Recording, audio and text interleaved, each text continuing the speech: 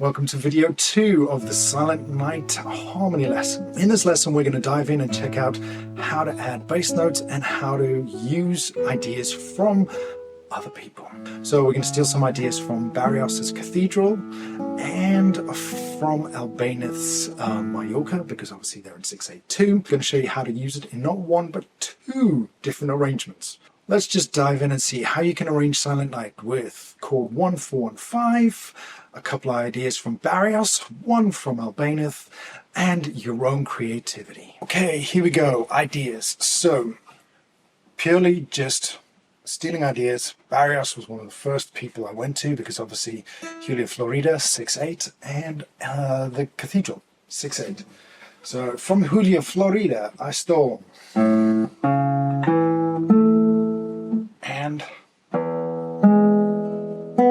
just purely in the accompaniment sections. Out of that, I also stole this, but I didn't use it.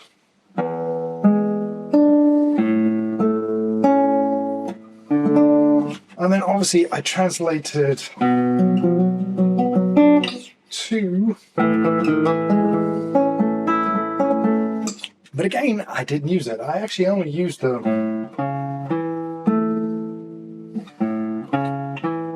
and this, which you will hear throughout arrangement number 2 for sure. I also looked at Albeniz just very quickly, and I liked this idea from the opening bars of Albeniz.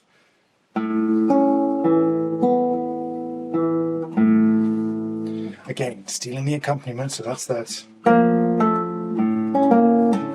Right out of the beginning of the Albeniz Mallorca.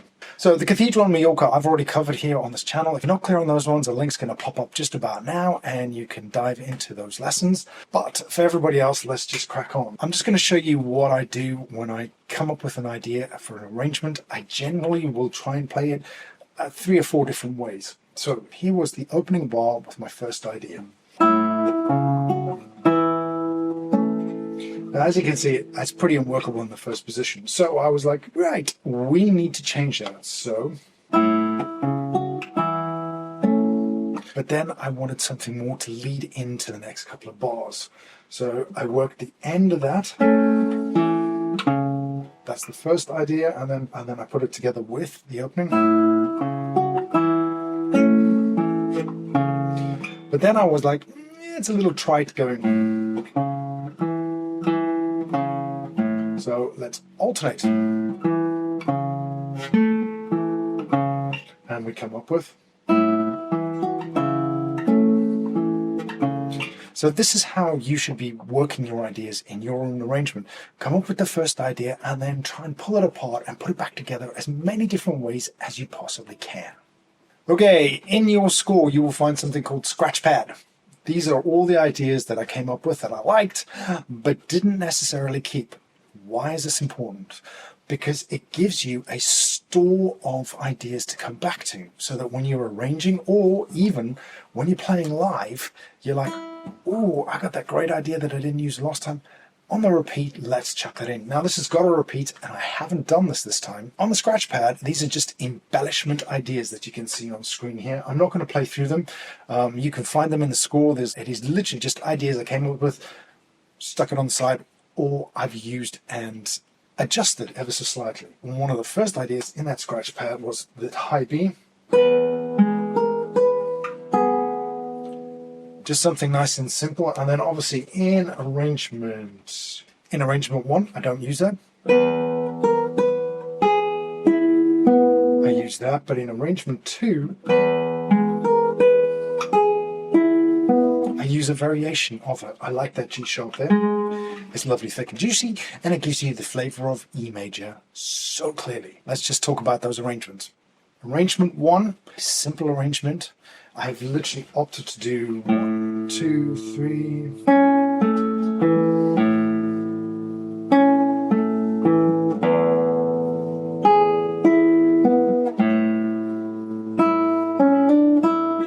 And then I have opted to use my ability to stop strings to create tension.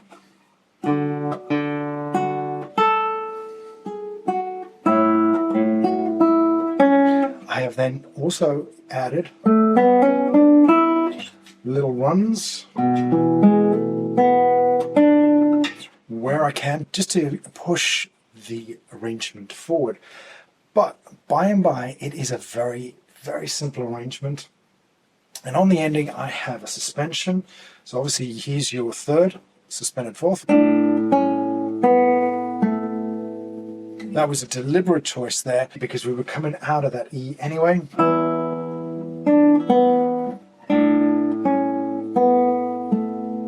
So the note had already been set up. It just seemed perfectly logical to do a suspended fourth over the A into the ending to, again, just give it that little bit of excitement so that your listeners don't get this.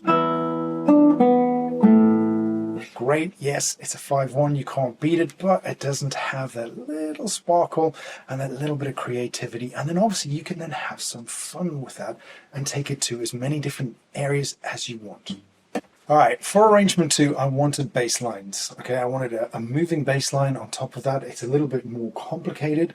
I also wanted more hammer-ons, and I definitely wanted more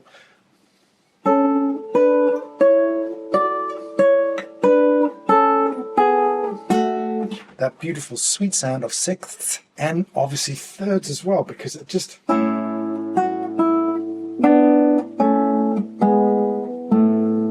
again, another lovely little ending idea there using thirds and sixes. Going back to the top of the arrangement, obviously this was the first Barrios idea.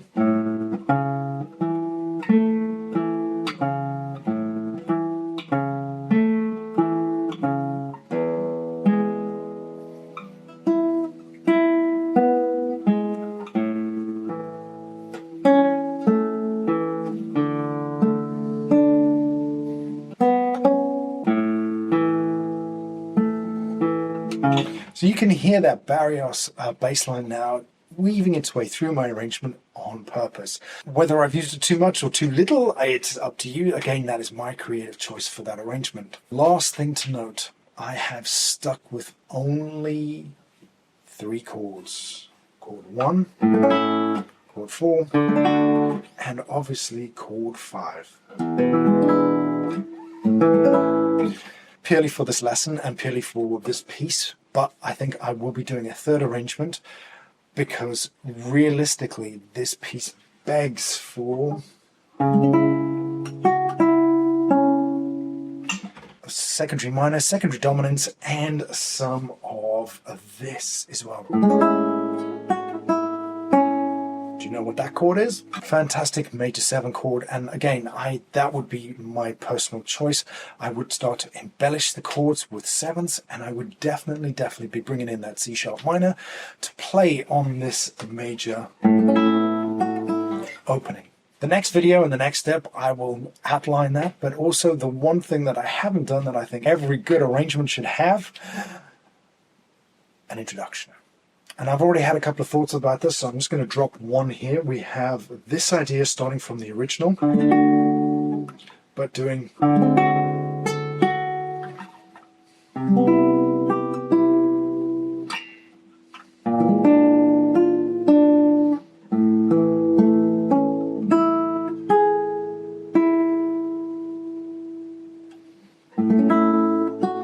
that is me just purely improvising, and there's nothing to it, but I want this link to the original, to my second key, to my third key, to the key I actually chose. So that there is a little bit of a reference for myself for where it is, and also just this wonderful reference to that opening original key. Okay, if you've made it to the end of the video, thank you. There will be the next video in the series will pop along. This is part of a whole entire series I've done on just trying to get theory made practical, basically, but with some fun and hopefully arrangements ideas for yourselves. If you've enjoyed this, consider hitting the like button and maybe even subscribing to the channel. There is more video content like this. This has been your daily dose of festive 6-string inspiration from myself, Rain, melodious mortar, and classical guitar rocks.